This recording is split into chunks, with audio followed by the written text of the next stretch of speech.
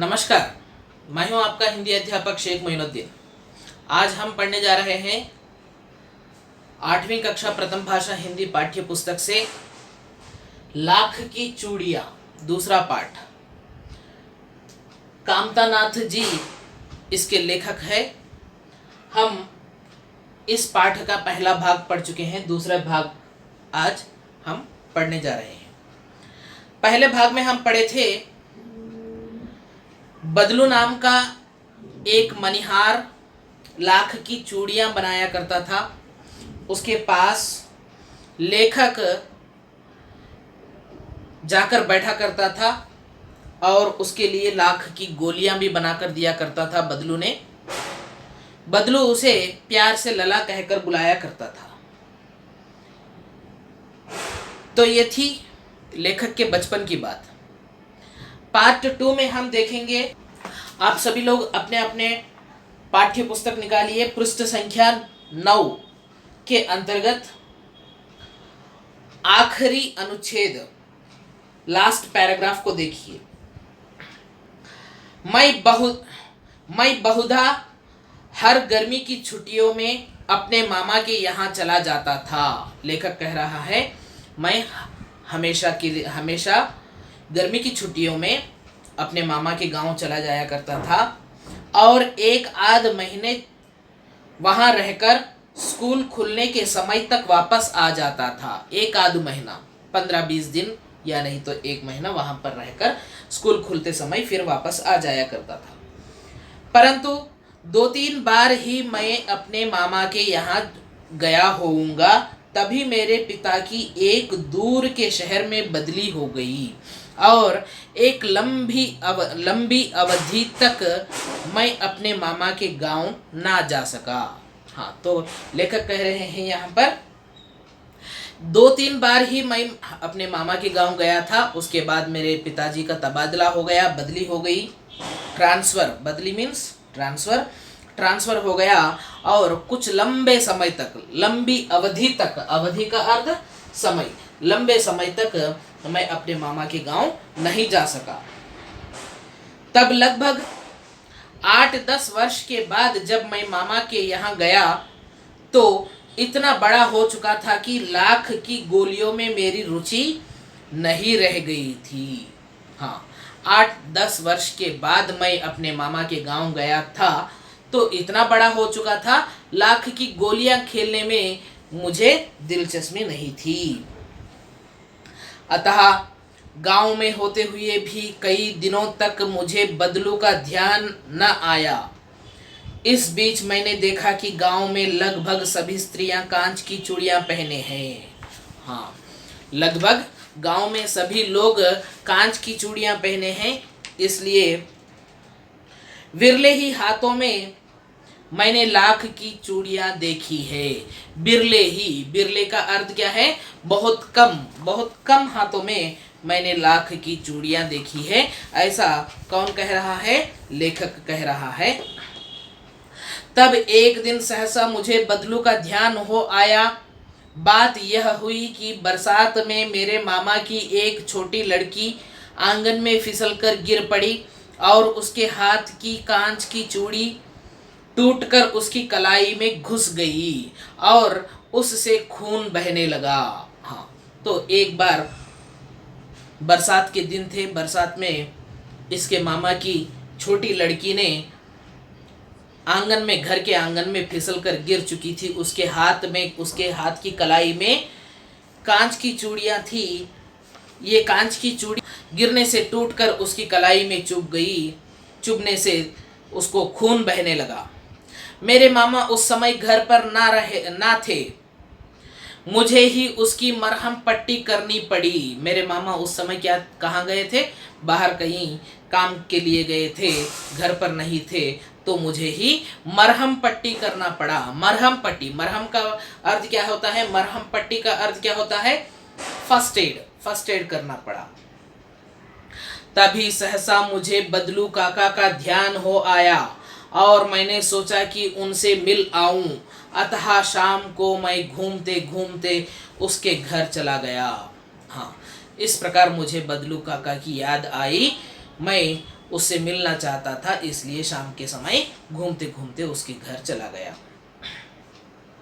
बदलू वहीं चबूतरे पर नीम के नीचे एक खाट पर लेटा था। बदलू कहाँ बैठा हुआ था? वहीं उसके ही घर के आंगन में चबूतरे के पास एक नीम के पेड़ के नीचे खाट पर लेटा हुआ था। खाट का अर्थ क्या होता है? हाँ, लकड़ी से बनी हुई चारपाई, चारपाई पर लेटा हुआ था। नमस्ते बदलू काका, मैंने कहा। नमस्ते भैया, उसने मेरी नमस्ते का उत्तर दिया और उठकर खाट पर बैठ गया। जब लेटा हुआ था तो उठकर खाट पर बैठ गया, बैठकर नमस्ते का जवाब दिया।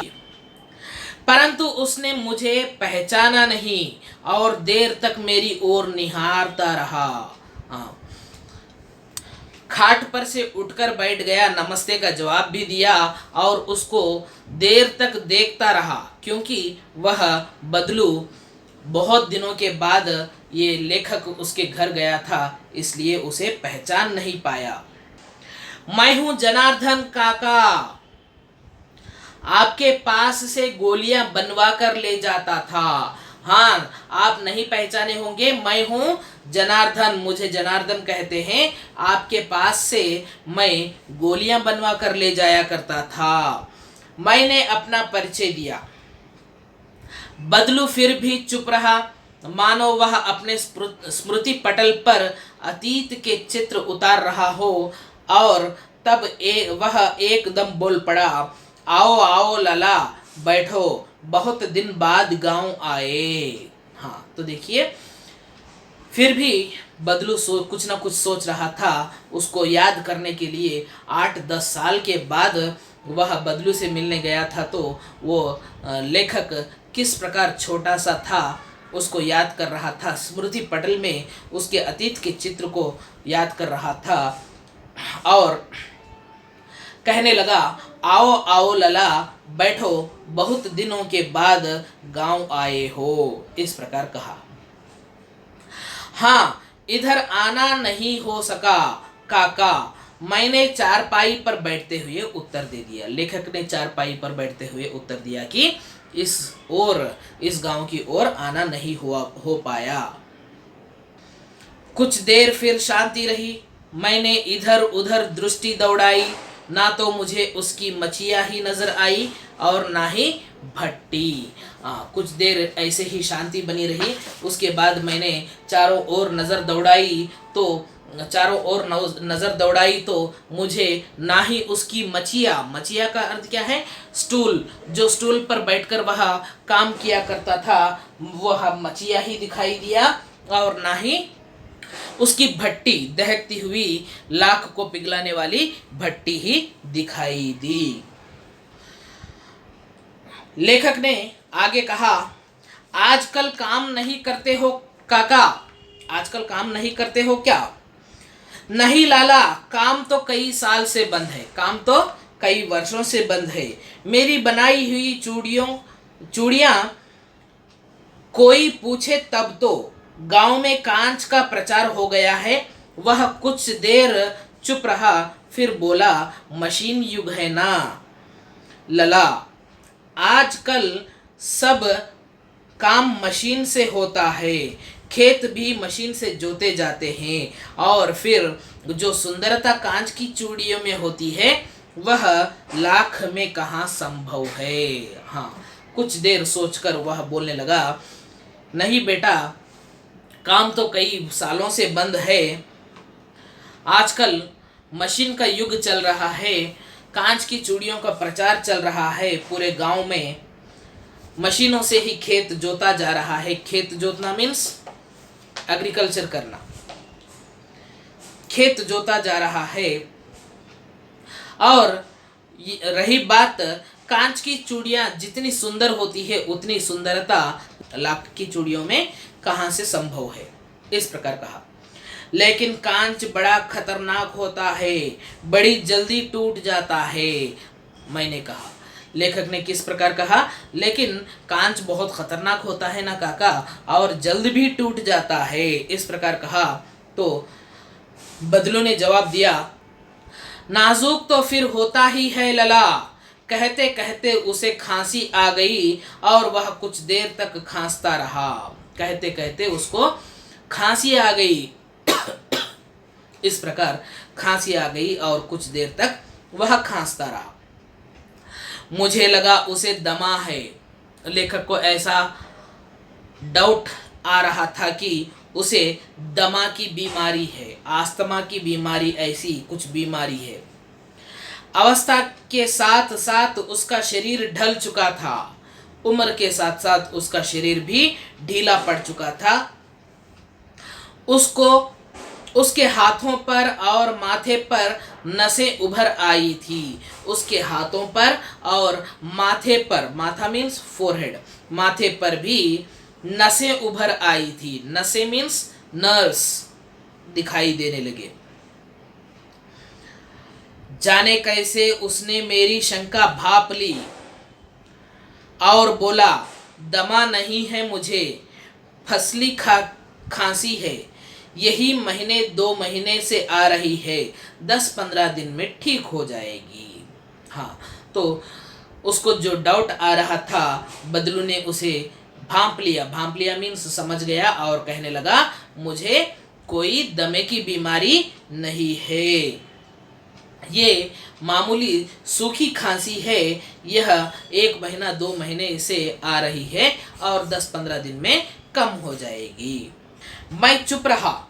मुझे लगा उसके अंदर कोई बड़ी व्यथा छिपी है। मैं देर तक सोचता रहा कि इस मशीन युग ने कितने हाथ काट दिए हैं। कुछ देर फिर शांति रही। मुझे अच्छी नहीं लगी। लेखक सोचने लगा कि ये मशीनें आकर कितने लोगों के हाथ काट दिए। हाथ काटना मीन्स हाथ काट ही देना नहीं, मतलब उनका रोजगार बिगाड़ देना। कितने लोगों के जिंदगी बर्बाद कर चुके हैं मशीनें आकर। इस प्रकार सोचते हुए कुछ देर शांत रहा। यह लेखक को इस प्रकार की शांति अच्छी नहीं लगी, इसलिए उन्होंने फिर से क्या कहा, देखिए, आम की फसल अब कैसी है काका? आम की फसल कैसी है? कुछ देर पश्चात मैंने बात का विषय बदलते हुए पूछा। अच्छी है लला, बहुत अच्छी है, उसने लहक कर उत्तर दिया और अंदर अपनी बेटी को आवाज दी। अरे रज्जो, लला के लिए आम तो ले आओ। फिर मेरी ओर मुखातिब होकर बोला, माफ करना लला, मैं तुम्हें आम खिलाना भूल गया था। हाँ, तो आम की फसल के बारे में पूछते ही अच्छी है लला कहकर उसकी बेटी को, बदलू की बेटी को आवाज देने लगा। अरे रज्जो कहकर लला के लिए आम ले आओ कहकर उसको आवाज दिया और लला की तरफ, लेखक की तरफ मुखातिब होकर, मुखातिब होना मुंह करना, उसकी ओर पलटना, उसकी ओर पलटकर बोलने लगा, माफ करना लाला, मुझे माफ कर दो, मैं तुम्हें आम खिलाना भूल गया था। नहीं नहीं काका, आम तो इस साल बहुत खाए हैं। ऐसा मत कहो काका, आम तो मैंने इस साल बहुत खाया हूँ। वाह वाह, बिना आम खिलाए कैसे जाने दूंगा तुम्हें? कितने सालों के बाद आए हो, आम खिलाए बिना मैं कैसे जाने दूंगा तुम्हें? मैं चुप हो गया। मुझे वे दिन याद हो आए जब वह मेरे लिए मलाई बचा कर रखा करता था। गाय तो अच्छी है ना काका? इस प्रकार मैंने पूछा। जब मुझे वह दिन याद आ गए जब मेरे लिए मलाई निकालकर, दूध पर की मलाई निकालकर मेरे लिए निकाल कर रखा करता था, तो वो दिन याद आने से मैंने पूछा कि गाय कैसी है?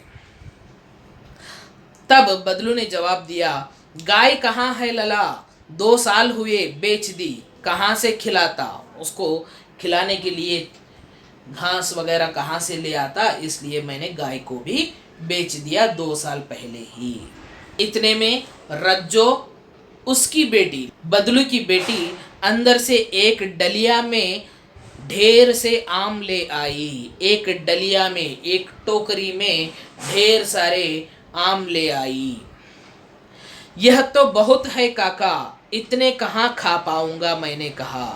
हाँ, लेखक ने कहा ये तो बहुत है काका, इतने सारे आम मैं कहाँ से खा पाऊंगा। वाह वाह, वह हंस पड़ा। शहरी ठहरे ना। हाँ, तुम तो शहरी ठहर गए ना बाबा। मैं तुम्हारी उम्र का था तो इसके चौगुने आम एक बकत में खा जाता था, एक बकत में। बदलू ने जवाब देने लगा, मैं जब तुम्हारी उम्र में था तब मैं एक वक्त में एक समय में इतने सारे आम, इससे 4 गुना आम, ज़्यादा से ज़्यादा मैं आम खा लिया करता था। आप लोगों की बात और है, मैंने उत्तर दिया। आप लोगों की बात और है, आपकी बात अलग है। अच्छा बेटी, लला को 4-5 आम छांट कर दो, सिंदूरी वाले देना। देखो लला कैसे है, इसी साल यह पेड़ तैयार हुआ है। हाँ, लला को रज्जो से कहने लगा, अच्छा बेटी, लला के लिए 4-5 आम अच्छे सिंदूरी वाले छांट कर दे देना, कहकर कहा। और लला से कहने लगा, इसी साल यह पेड़ तैयार हुआ है, कैसे है खाकर बतला देना। रज्जो ने 4-5 आम अंजलि में लेकर मेरी ओर बढ़ा दिए। हाँ, उन ढेर सारे आमों में से 4-5 आम छांटकर अंजलि में लेकर, रज्जो ने अपनी अंजलि में लेकर मेरी ओर बढ़ाए। अंजलि का अर्थ क्या है यहाँ पर? हाँ, ये जो हथेलियाँ है, हाथ की हथेलियाँ है, दोनों हथेलियों को जोड़ने से, जैसे हम आम के फलों को, आम को जोड़कर अंजलि में लेकर आगे की ओर करना। अंजलि का अर्थ दोनों हथेलियों को जोड़ने से बनने वाला जो गड्ढा। अंजलि में लेकर लला की ओर बढ़ाया। आम लेने के लिए मैंने हाथ बढ़ाया तो मेरी निगाह एक क्षण के लिए उसके हाथों पर ठिठक गई।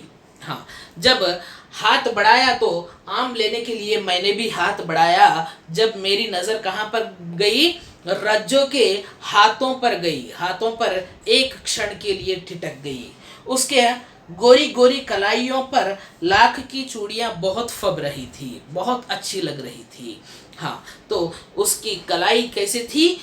गोरी गोरी कलाई थी। उस गोरी कलाइयों पर लाख की चूड़ियाँ बहुत अच्छी लग रही थी। ठिठक गया, ठिठक जाना, ठहर जाना, मतलब मेरी नज़र कुछ देर के लिए उसके हाथों पर ठहर गई। बदलू ने मेरी दृष्टि देख ली और बोल पड़ा। बदलू ने मेरी नज़र को देख लिया। मैंने उसकी बेटी के हाथों की कलाइयों पर नज़र डाला हूँ, यह देख लिया और कहने लगा, यही आखिरी जोड़ा बनाया था ज़मींदार साहब की बेटी के विवाह पर। ज़मींदार साहब की बेटी के विवाह पर यही आखिरी जोड़ा बनाया था। इसके बाद मैंने जोड़ा नहीं बनाया। 10 आने पैसे मुझको दे रहे थे।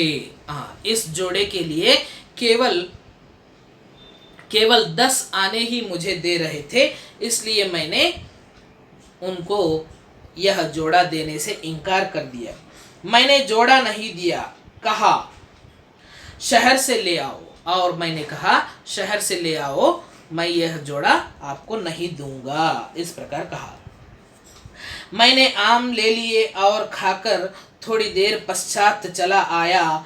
मुझे प्रसन्नता हुई कि बदलू ने हार कर भी हार नहीं मानी थी। हाँ, मुझे लेखक अंत में इस प्रकार कह रहे हैं, आम तो खा लिया, कुछ देर वहीं पर बैठा और प्रसन्नता के साथ मैं उठकर वापस आने लगा। मुझे यह प्रसन्नता हुई कि बदलू तो जिंदगी में हार गया। लाख की चूड़ियाँ बनाना उसका कर्तव्य था, लाख की चूड़ियाँ बनाकर वह बेचा करता था, लेकिन कांच की चूड़ियों के सामने वह हार गया, लेकिन अपनी ज़िंदगी से हार नहीं मानी। हार कर भी हार नहीं मानी, मतलब लाख की चूड़ियाँ बनाना भूल गया, लेकिन वह लाख की चूड़ियों को सस्ते दाम में बेचना नहीं भूला, मतलब सस्ते दाम में नहीं बेचा। सस्ते दाम में नहीं बेचा लाख की चूड़ियों को, इसलिए हार कर भी हार नहीं मानी कहा गया है। यहाँ पर कहा है उसका व्यक्तित्व कांच की चूड़ियों जैसा ना था कि आसानी से टूट जाए। उसका व्यक्तित्व, उसका चरित्र, बदलू का चरित्र ऐसा ना था जैसे कांच की चूड़ियाँ जैसे आसानी से टूटने वाला उसका व्यक्तित्व नहीं था। हाँ, तो देखिए इस कहानी के द्वारा मशीनी युग का प्रभाव बदलू पर पड़ने से बदलू का व्यक्तित्व किस प्रकार बदल गया, बदलू का जीवन कहाँ से किधर मोड़ लिया, ये तो हम पढ़ चुके हैं। बदलू के जीवन में आए बदलाव को इस पाठ में आपने देखा। मशीनी युग के कारण किस प्रकार बदलाव बदलू के जीवन में आया है वह हमने देखा है। आपके घर में कौन कौन से काम मशीनों द्वारा किया जाता है, कौन कौन से काम मशीनों के द्वारा किया जाता है, ये भी देखिए। इन्हें मशीनों से करने के कारण हमारे रहन सहन पर क्या बदलाव आ रहा है। हाँ, तो ऐसे काम मशीनों से करने से हमारे रहन सहन पे और हमारे व्यक्तित्व पर और हमारे सेहत पर, स्वास्थ्य पर किस प्रकार इफेक्ट पड़ रहा है वो भी सोचिए और अपने अपने अभ्यास पुस्तिका में लिख लीजिए। एग्जाम्पल के लिए मैं एक दो बता रहा हूँ। जैसे पुराने ज़माने में ओखली हुआ करती थी और उसमें हल्दी, अदरक वगैरह सब कुछ, यहाँ तक कि धान, पैडी से भी, धान को भी कूटकर चावल बनाया करते थे और हर काम ओखली में ही किया करते थे। आजकल तो सबके लिए मिक्सर ग्राइंडर आ चुका है और ये जो राइस मिल में ले जाकर मशीन में डाल देंगे तो कुछ ही मिनटों में चावल बनकर बाहर आ रहे हैं। इसके कारण हमारे सेहत पर, तंदुरुस्ती पर तो बहुत सारा असर पड़ा है। ऐसा सोचकर लिखिए कुछ कैसा इफेक्ट पड़ा है। और एक एग्जांपल मैंने यहाँ पर और एक एग्जांपल दे रहा हूँ। उस ज़माने में कितने सारे भी कपड़े हो हाथों से रगड़कर धोया करती थी साबुन लगाकर। आजकल डायरेक्ट वॉशिंग मशीन्स आ चुके हैं। इसके द्वारा हमारे सेहत पर किस प्रकार, हमारे रहन सहन में किस प्रकार का इफेक्ट पड़ रहा है, यह सोच समझकर लिखिए। अगर आपको यह वीडियो अच्छा लगा तो लाइक कीजिए, शेयर कीजिए, सब्सक्राइब कीजिए और बेल आइकन को भी दबाइए ताकि मेरे अगले वीडियोस की नोटिफिकेशंस आप तक पहुंच सके। तब तक के लिए इजाज़त दीजिए। धन्यवाद।